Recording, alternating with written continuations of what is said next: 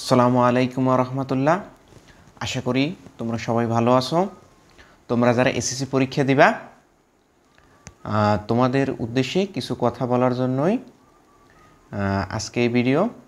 দেখো, তোমরা যারা পরীক্ষা দিবা, পরীক্ষা তো 10 তারিখে শুরু। তো এখন অনেকে বই ভালো করে পড়ছো, আবার অনেকে ফাঁকিবাজি করছো, ঠিকমতো পড়ো নাই। এখন যাই করছো না করছো, এখন কি করতেছো? এখন হাই হুতাশ করতেছো যে সারা বছর পড়লাম না, এখন কেমনে কি পড়বো, কেমনে কি করবো, সামনে পরীক্ষা, পরীক্ষা কেমন হইবে, পরীক্ষা করা হয় নাকি এসএসসি পরীক্ষা অনেক এই রকমের। তো এই যে যত ধরনের তুমি টেনশনই করো না কেন, এই টেনশন তোমার কখনো ভালো বয়ে আনবে না। যতটা পারো টেনশন মুক্ত থাকতে হবে। তুমি যদি টেনশন করো তাহলে টেনশন যত করবা তুমি, তোমার পড়ালেখা কিছুতেই তোমার মাথায় ঢুকবে না, মাথায় থাকবে না, ব্রেনের ভিতরে। অর্থাৎ যা পড়ে যাবে তা আবার ভুলে যাবা। তাই সবসময় টেনশন মুক্ত থাকার চেষ্টা করো এবং কি করো, আল্লাহর উপরে ভরসা রাখো। আল্লাহর উপরে ভরসা করলে কখনোই আল্লাহ তাআলার ফয়সালা সব থেকে তোমার জন্য ভালো হইবে, উত্তম ফয়সালা। তো আল্লাহর উপরে ভরসা করলে কখনো আল্লাহ তাআলা বান্দারে কি করে না, নৈরাশ করে না। তাই সবসময় আল্লাহর উপরে ভরসা করে তুমি পরীক্ষা দিতে যাও এবং মাথা ঠান্ডা রাখো এবং তুমি তোমার সর্বোচ্চ দিয়ে, অর্থাৎ যেটুকু সময় আছে এই সময়টুকু তুমি সর্বোচ্চ দিয়ে তুমি চেষ্টা করো।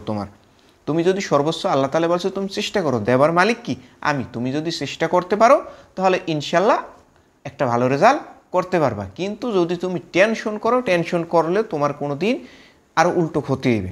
টেনশনে কোনো দিন ভালো ফলাফল আনবে না। টেনশন যেরকম স্বাস্থ্যের জন্য ক্ষতিকর, তেমনি তোমার যাই লেখাপড়ার জন্য খুবই ক্ষতিকর, তোমার জীবনের জন্যও খুবই ক্ষতিকর। তাই টেনশন মুক্ত থাকার চেষ্টা করো, ফার্স্ট কথা। এবং দ্বিতীয় নাম্বার কথা হইলে কি, পরীক্ষা দিতে যাবার আগে তোমার যে শিক্ষক আছে, তোমার পিতামাতা আছে, তাদের কাছ থেকে, অর্থাৎ মুরব্বীদের কাছ থেকে তুমি অবশ্যই দোয়া নিয়ে যাবা। তাদের সাথে কখনো যদি অসৎ আচরণ করে থাকো তাহলে অবশ্যই তাদের কাছে ক্ষমা চেয়ে তাদের কাছ থেকে দোয়া নিয়ে তারপর যাবা। পিতামাতার দোয়া সব থেকে বড় দোয়া। পিতামাতার উপরে বড় কোনো দোয়া নাই। তুমি যেই হও না কেন পিতামাতার সাথে অবশ্যই মাপ চাইয়া এবং পিতামাতার কাছ থেকে দোয়া নিয়ে পরীক্ষা দিতে যাবা। এবং অবশ্যই আল্লাহ তাআলার উপরে ভরসা রেখে আল্লাহর নাম নিয়ে অবশ্যই পরীক্ষা দিতে বের হবা। আর একটা কথা, তুমি পরীক্ষার হলে যখন যাবা, পরীক্ষা যখন তোমার হয়তো 15 মিনিট আগে তোমাদের যাইয়ের খাতা দিবে, যেই তোমার রোল নাম্বার, রেজিস্ট্রেশন নাম্বার ভরাট করার জন্য। তো এই রোল নাম্বার, রেজিস্ট্রেশন তোমার অবশ্যই ঠান্ডা মাথায় ভরাট করতে হইবে, যাতে ভুল না হয়। এবং কথা হইলে গিয়া অনেক সময় নিজের ভুল নিজের কাছে ধরা পড়ে না, অন্যের কাছে ধরা পড়ে বেশি।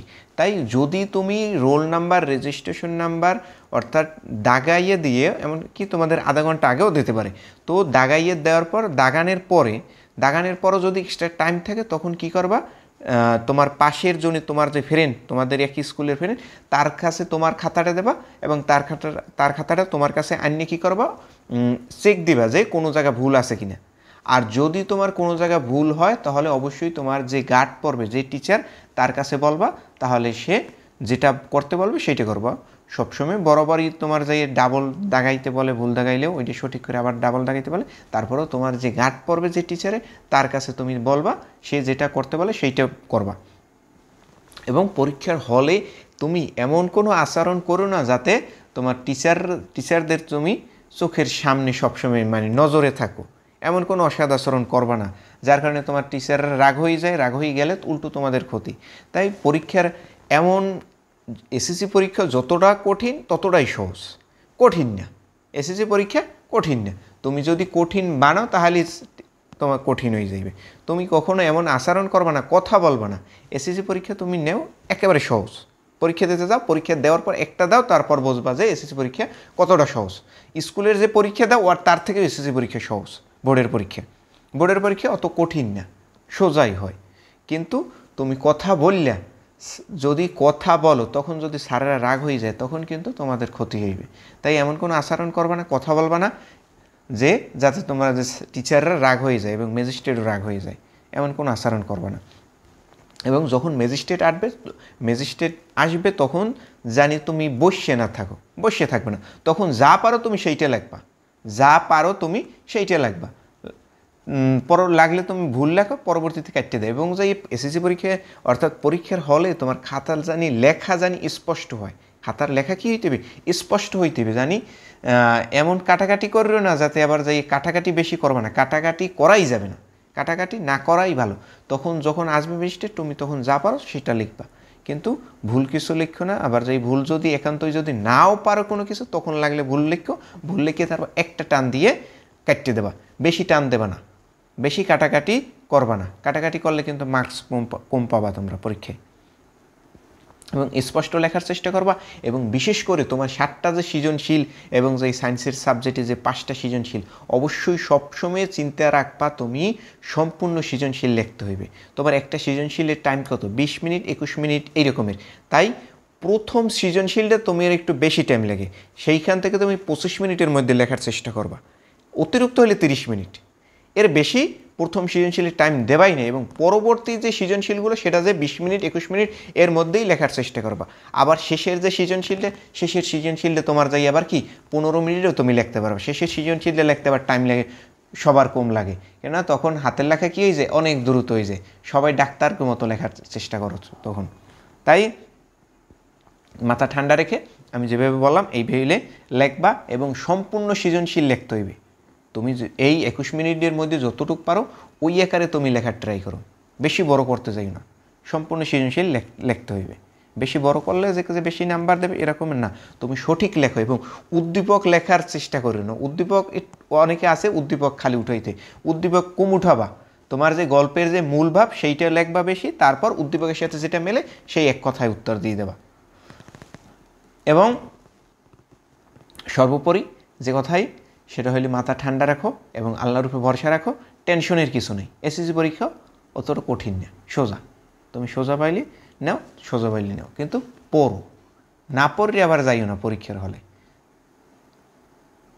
আশা করি সবার জন্য দোয়া রইল, সবাই যেন একটা ভালো রেজাল্ট করতে পারো, ইনশাল্লাহ সবাই ভালো রেজাল্ট করবা, সবার জন্য শুভকামনা রইল। এবং ভালো ভালো পরীক্ষা দিতে যাও এবং অবহেলা করো না, অবহেলায় গা ভাসিয়ে দিও না। দেখো তোমার 10টা বছর যে লেখাপড়া করছো তার ফলাফল কিন্তু এইখানে পাবা তুমি। তাই পিতামাতার জন্য হইলেও, তোমার পিতামাতা কিন্তু তোমার দিকে চাইয়ে থাকে যে সবসময় তোমার চিন্তা করে তুমি যেন একটা ভালো রেজাল্ট করতে পারো, তুমি একটা ভালো পর্যায়ে যেন চাইতে পারো। সবসময় পিতামাতা চায়, তাদের একটাই চাও তুমি যেন একটা ভালো রেজাল্ট করতে পারো, যেন মানুষের কাছে বলতে পারে যে সম্মানের সহিত যে আমার ছেলেটা আমার মেয়েটা একটা ভালো রেজাল্ট করছে। এইটাই পিতামাতার চাওয়া, এইটাই। তারা যে এত কষ্ট করে, যে কষ্টের মূল্য কখনো তুমি যদি যত দিয়েই পরিশোধ করো তার পরিশোধ হইবে না কখনো। তুমি যা দিয়ে পরিশোধ করছো কোনো দিনই পরিশোধ হইবে না। তোমার চামড়া দিয়ে যদি জুতা বানিয়ে দেওয়া হয় পিতামাতার জন্য, তারপরে পিতামাতার ঋণ শোধ হইবে না। তাই একটু নিজের জন্য হইলেও, পিতামাতার জন্য হইলেও, দেশের জন্য হইলেও ইনশাল্লাহ একটা নিজের সর্বস্ব দিয়ে চেষ্টা করো, নিজের সর্বোচ্চ দিয়ে চেষ্টা করো, সেটা হইলেও একটা ভালো রেজাল্ট করার। সর্বোচ্চ দিয়ে চেষ্টা করো নিজেকে, সর্বোচ্চ দিয়ে।